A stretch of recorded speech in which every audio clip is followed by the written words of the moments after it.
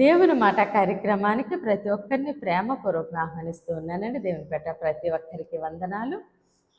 ఎంతో కాలంగా ఎదురు చూస్తున్నా, ఎన్నో ప్రయత్నాలు చేస్తున్నా, తీరని ఆశ నీ హృదయంలో ఆశగానే మిగిలిపోయినప్పుడు, మనుషులు నీ యొక్క ఆశను చూసి నవ్వినప్పుడు, లేదంటే ఇంకా ఎందుకు ఆశపడుతున్నావు, ఇంకా అది జరగదు అన్నప్పుడు, నువ్వు దేవుని సన్నిధిలో కాచిన కన్నీరు ఆయన పాదాలు పట్టుకొని నువ్వు గోజాడిన ఆ రాత్రులు దేవుడు మరిచిపోయే దేవుడు కాదు.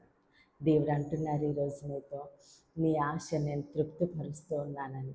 కాబట్టి మన ఆశను తీర్చేది మన దేవుడండి. అయితే ఈరోజు దేవుడు మన కొరకు సిద్ధపరిచిన ఆయన శ్రేష్టమైన వాగ్దానం చూద్దామండి. 107వ కీర్తన 9వ వచనము. ఏలయనగా ఆశగల ప్రాణమును ఆయన తృప్తిపరిచి ఉన్నాడు, ఆకలి గొనిన వారి ప్రాణమును మేలుతో నింపి ఉన్నాడు. ఆమేన్. దేవుడి రోజు మనతో మాట్లాడుచున్న మంచి మాట, ఆశగల ప్రాణమును ఆయన తృప్తిపరిచి ఉన్నాడు. ఆమేన్. ఆశగల ప్రాణమును తృప్తిపరిచి ఉన్నాడు. ఎవరండి మన ఆశను తీర్చేది? మన దేవుడే.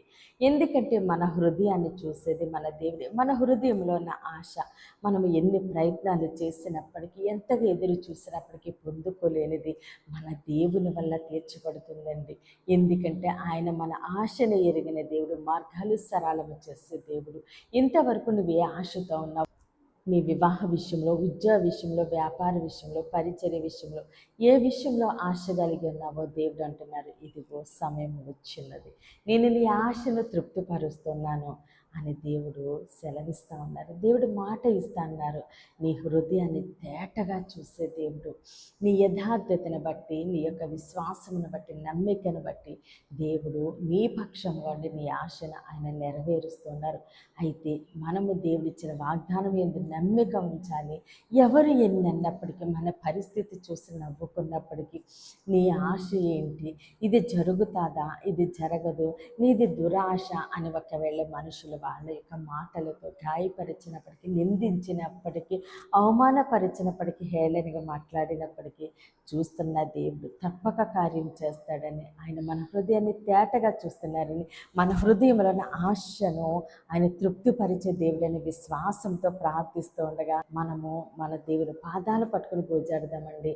ఆయన మన ఆశను తీరుస్తుండగా సమస్త ఘనత, మహిమ, ప్రభావాలు మనము దేవునికే చెల్లిందాము. ఈ కొద్ది మాటలు దేవుడు మన వెనుకల్లో దీవించి ఆశీర్వదించునుగాక. ఆమేన్.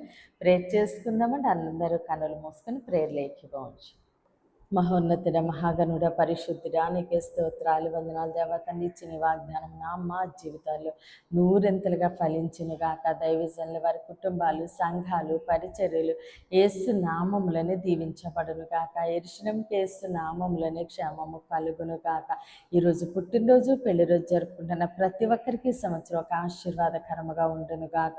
దేవుని మాట పరిచర్యలో పాలుభాగస్తులై భారము కలిగి ప్రార్థన చేయుచున్న ప్రతి ఒక్కరిని దేవుడు బహుగా దీవించి ఆశీర్వదించునుగాక.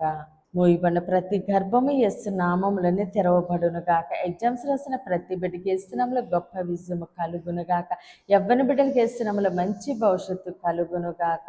వివాహాలు కావలసిన బిడ్డలకి యేసు నామములో ఘనమైన వివాహములు జరుగునుగాక.